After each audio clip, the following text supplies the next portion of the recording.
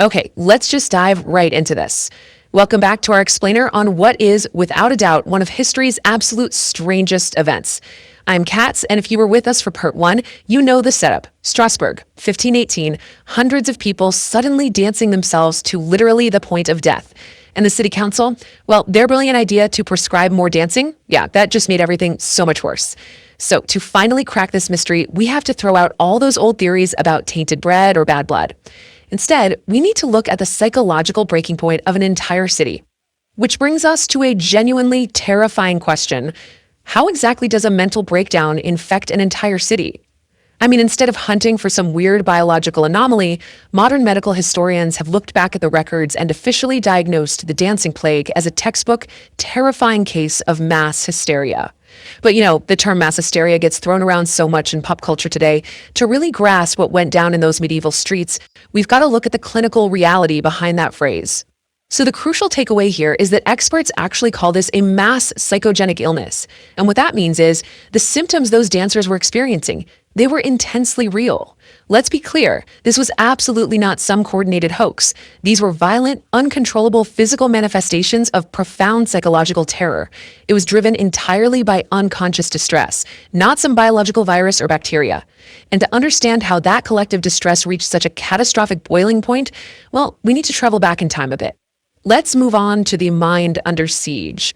We really need to shift our perspective for a minute to truly understand the sheer horror of living in early 16th century Strasbourg, because to put it mildly, it was quite literally a living nightmare.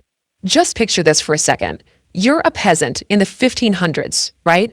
Your entire survival depends on the harvest. Now look at this timeline. Between 1492 and 1511, you endure 4 severe, relentless famines. And just when you think maybe we'll catch a break, the year 1517 hits. A 5th massive famine sweeps through, wiping out countless people and driving grain prices to these devastating, completely unreachable heights.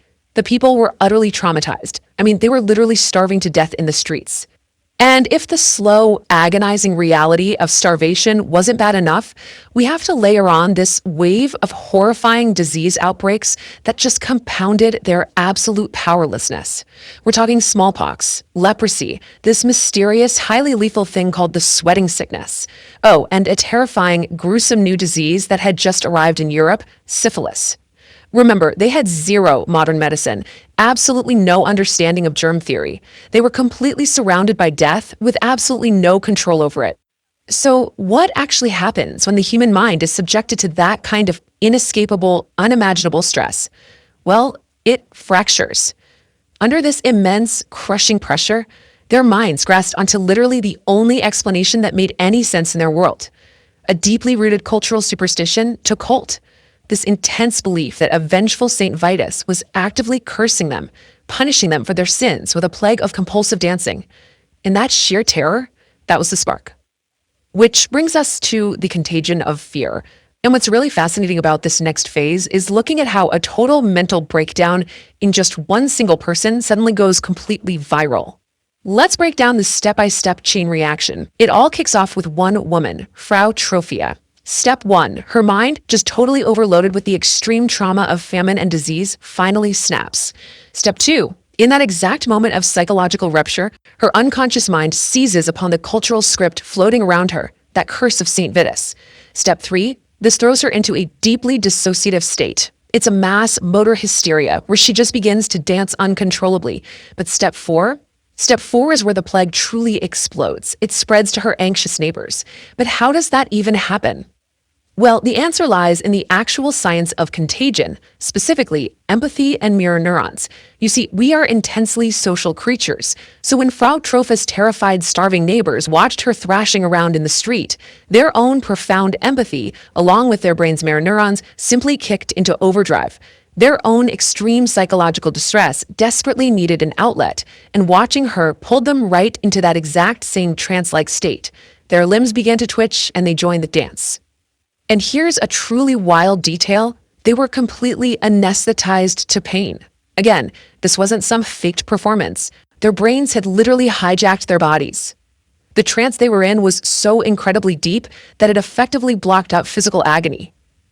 This allowed these people to dance for days on raw, violently bleeding feet without just collapsing from the sheer pain of it. It was literally their trauma manifesting as a severe, uncontrollable physical symptom.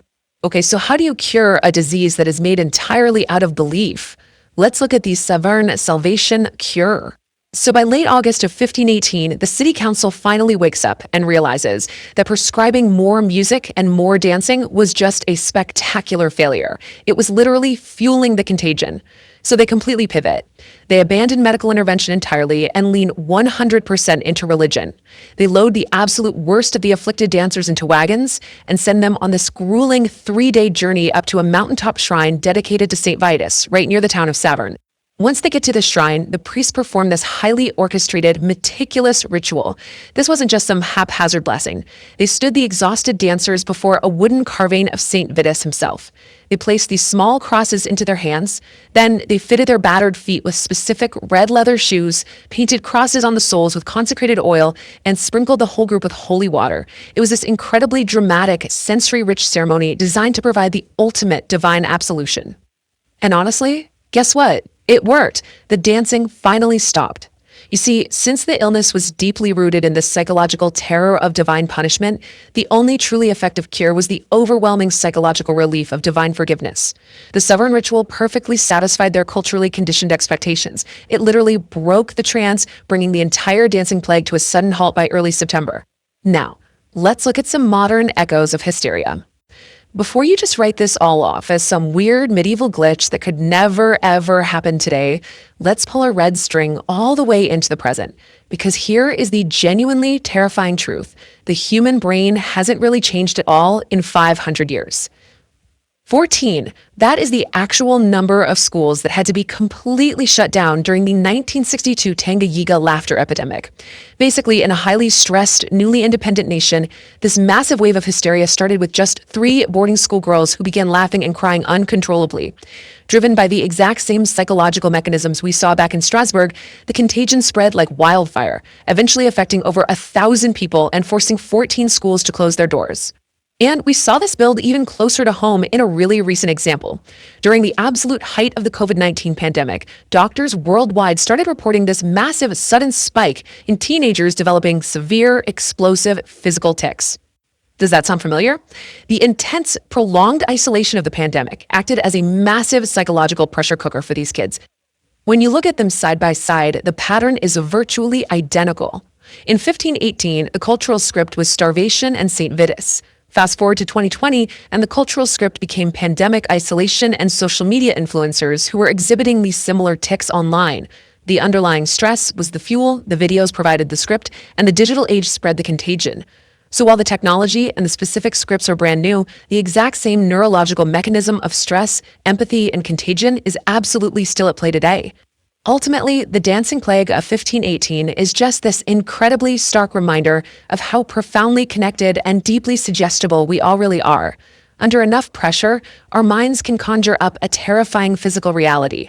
It really makes you wonder, with the absolute flood of information we process every single day, what digital contagion might you be susceptible to? Well, thank you so much for watching this explainer. If you found this dive into the dark corners of medical history as fascinating as I did, please subscribe, stay curious, take care of yourselves out there, and definitely let us know in the comments what bizarre medical mystery we should investigate next.